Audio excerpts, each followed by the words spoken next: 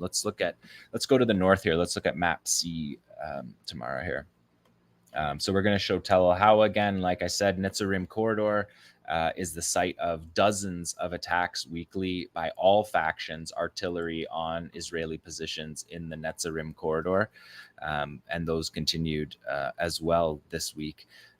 Let's look at number 10 here. We're seeing something interesting in this video is the fighters are talking here, and they say that the runner came to pick up the combat videos and brought them these desserts.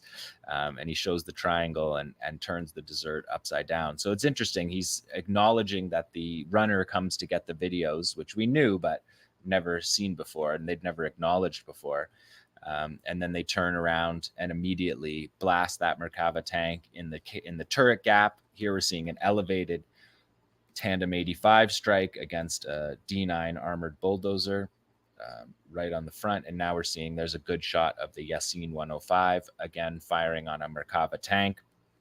And that's fired from a distance, and so usually further than we see the fighters firing from, but firing from inside that destroyed building makes the radar of the trophy active protection system doesn't pick up that soon enough.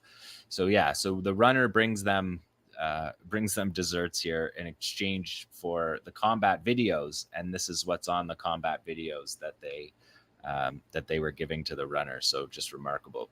He says, these are our triangles, these red ones are for you. That's what the fighter says. Again, elevated Yassin strike versus Merkava tank. Now we're seeing a tandem 85 versus a D9 armored bulldozer. And then another Yassin 105 strike here from inside this building. There you see a good shot from the side of the Yassin Archer. Tough to know if that's an interception or a hit, but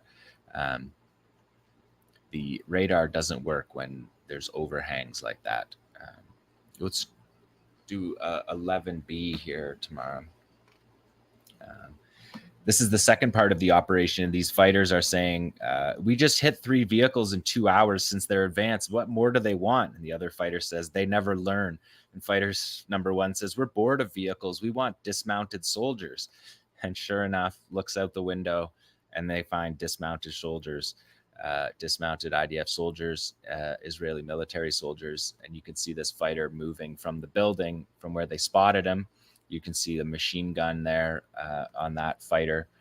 We have audio here, but we've cut out the rest of this video to keep it PG. But you can see that get fired on from a very close distance.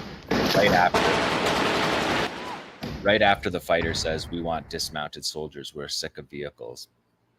And this is a man-portable air defense system that 𝐶 uses, an SA-7. You can see it being fired here at an Apache attack helicopter.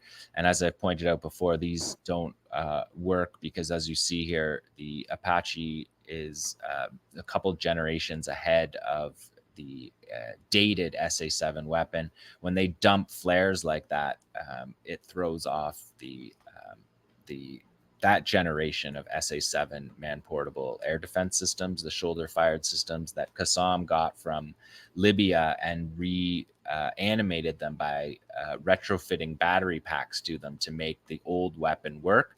But it's still a little bit outclassed by the Apache helicopters, but they're consistently firing on them still, and we can see that firing on those helicopters, you could see the distance that weapon goes, and just further confirmation that the resistance is not targeting medevac helicopters. So that is the resistance from Gaza. Another remarkable week all throughout Gaza, resistance operations numbering almost 100 operations this week alone.